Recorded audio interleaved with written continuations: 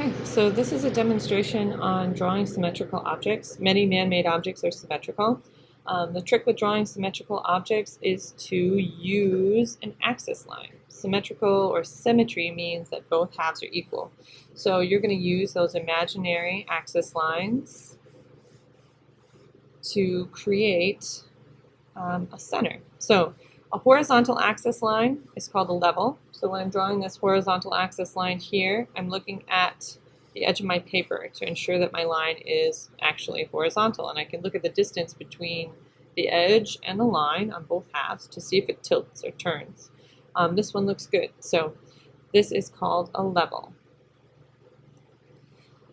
When you want to make like a simple shape that you often find on man-made objects is a cylinder, drawing a pop can or any other cylinder-based object, a vase, a bottle of pop, or a tube, any of those things. A cylinder is a simple object to get started with. You have to have a horizontal axis line and a vertical axis line. So I'll draw the vertical axis line next. And as I draw the vertical axis line, I'm keeping this in my peripheral view, the seam between my sketchbook pages. So I'm just go down slightly. And these two need to meet at a 90-degree angle. And as long as they are perpendicular, then everything should be okay. So the next step is to draw the top of any cylinder is going to be an ellipse. This is a perfect circle when you look straight down at it, but if you look at it from a natural angle, it's going to flatten, and that's called an ellipse. Elliptical shapes should be symmetrical on both sides, from one side to the other, left to right, and from top to bottom. So if I start, I can just mark on one level edge, on my level line on one edge, how wide I want my ellipse to be, and I need to make an equal distance on the other side. Something like that. And to check it, to find out if it actually is equal, I could use my pencil as my tool. So I mark the tip of my pencil at that line. My fingernail marks the center plumb line. And then on the other side, you can see if I bring it over, it's about the same. I forgot to mention this vertical axis line is called a plumb line. There we go. So now both halves are equal this way, from left to right, and now I need to decide how wide it's going to be. Now when you're looking at an object and you're trying to draw it, you pay attention to what's the distance from here to here, and what's the distance from here to here, to adjust how big your elliptical shape is. In this case, we're just going to make it up. So we can make it as narrow, thin, or as wide as we want. And I'm just going to set it right about here. And I need to mark an equal distance below the level line. So I'm just going to look at it, eyeball it, and see if I can mark it right about there. And I think that looks good. The next step is to use our skills of drawing arches. Go from one side to the other side. And bottom. One mistake that's commonly made with elliptical shapes is that students tend to want to make the corners pointy, like eyes, and that's almost never true when you're looking at an object in real life. These corners might get thin, but they are never pointed. So this is always a rounded edge. Be aware of that and pay attention to how round it is when you're drawing your object. So now my ellipse is sketched out for the top of my cylinder, and I'm just going to eyeball this top and bottom and kind of check it out.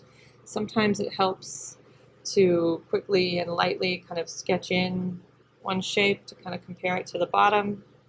I'm looking at this and thinking it's just about correct, but it looks slightly longer.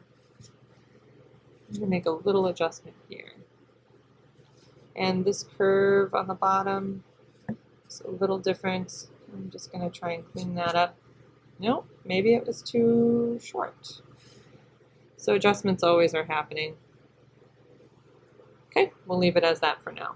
Now the next step of making a cylinder is to draw the sides of the cylinder object. So all I need to do is keep my plumb line in view and draw another perfectly straight line. Where the level line intersects with the edge of my ellipse, I draw a vertical line down. Opposite side, same thing. And I want to keep an equal distance all the way down. If you aren't really watching, your lines can slant in as you draw, especially if you're in the habit of drawing with your sketchbook or your page tilted. A lot of times your lines will slightly turn and tilt. So if I go straight down from there, and now I just have to draw my bottom elliptical shape. Beginning students sometimes flatten the bottom of their objects by just drawing a flat line across it. It's not really what things look like. A round object sits on a flat surface. It still has a curve. So right up here you can see the curve of the bottom of the pop can. It should be equal to whatever curve you see at the top. Since we're making this one up though, I'm going to use the curve from the top, and I'm just going to copy it right here on the bottom. So I'm just going to take this as a starting point and try and make the exact same curve. If it helps, you can turn your sketchbook, turn your hand to make your arch nice and round as it was on the top. Also, something that might help is if you trace over that curve with your hand, with your pencil, and then bring it down to the bottom and kind of try to get that same feeling to happen. So there we go. Another symmetrical object that often comes in handy to be able to draw is a bowl. Bowls start exactly the same way as cylinders, an ellipse, a level line, a plumb line, and then the curves on the sides and the foot are just the same logical steps, just paying attention to the plumb line and making it equal distance on both sides. But I'm going to walk you through it here in just a small sketch. So if we're drawing a bowl or looking at a bowl, I'm going to use this as a reference, but I'm not going to try and draw the exact likeness. We're starting with a level line, just as before, a horizontal line, as level as you can get it, and then a vertical line called a plumb line, a vertical axis. And you want it to be as straight as you can make it, a little bit longer.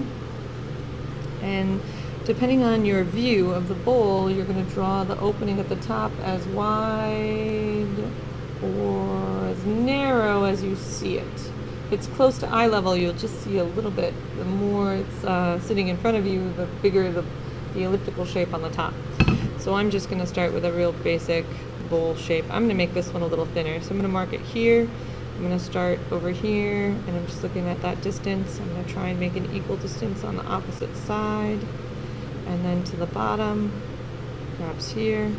And now I'll just make my elliptical shape. Remember not to make the corners of your elliptical shape pointy.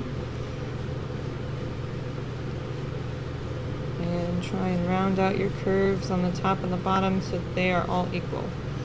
So I'm going to call that good for this quick sketch. Now the next step that often troubles people is creating two symmetrical sides to the bowl. And a simple way to do that is to mark a small dot on your plumb line and then draw from the corner of your ellipse where your ellipse and level meet straight down to that plumb line. So you have the same angle on both sides of your bowl. And your sketching lines sometimes need a little bit of reworking. We can tend to curve them to make them look the way we think they should be. I'm going to work out this corner a little bit more, and this corner a little bit more. There. So now the sides of my bowl are created by these angles, and the last thing I have to do is just decide where I want the bottom of the bowl to be, and I can mark where I really want the curve to touch on this side, and straight across from that I'll mark it there and there. So now I have a bowl with a rounded base. I can fuss with the curves slightly with my eraser. I can get rid of these lines or detach those extra lines. I don't need them any longer. And that's that. If I wanted to draw the foot, like this bowl has a foot on it, it's a little extra space. The only thing I need to kind of decide is how long this foot will be. If I turn it into a really long foot, it'll look kind of like a chalice. If I keep it short, it'll look more like a candy dish. So I'm just going to stop it right about here. And then I need to create another level line, foot on it, it's a little extra. And then I'll mark an equal distance on both sides of that level line. So here's my center, it's one side, Other side on it. Now, a little extra. make these touch. Space. Round it out a little bit more. A little extra. And at the base of the bowl, I need to decide how wide the connection point is. So here's where the bowl connects to the foot, right here. And I can make that as wide or as narrow as I want. I'm just going to make it kind of thin, just for a little more, I don't know, interest. Foot on it. It's a little extra. Makes it a little more delicate. So I'm making it equal, I'm marking equal distance on either side of the plumb line. And then I can just swing a little curve out to the bottom.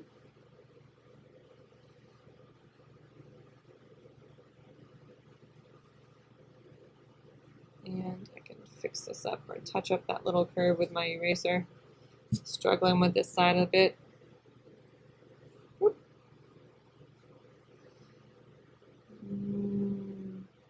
There we go. If I want, I can make this ellipse come all the way around, but I really just only drew the front of it because that's all I needed to kind of make this convincing. If I wanted it to look a little more round, I could add an additional line to look like it's wrapping around. One other little tip for drawing symmetrical objects: anything that's on this rounded surface has to also have a curve, just like the ellipse. So the curve you created for that top ellipse is really important because all the other things on your object follow that or mimic it.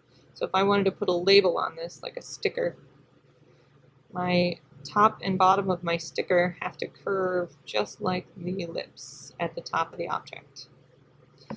So keep those things in mind as you're drawing symmetrical objects, and just remember to keep paying attention to the distance from your plumb line on either side, and you should be fine. This is a demonstration on a bowl. You can adjust and touch up all of your pieces and fuss over it more and more as you continue to draw. If you notice this side looks slightly skewed, this would be something I would adjust before I moved on too far. So this is how to draw a bowl.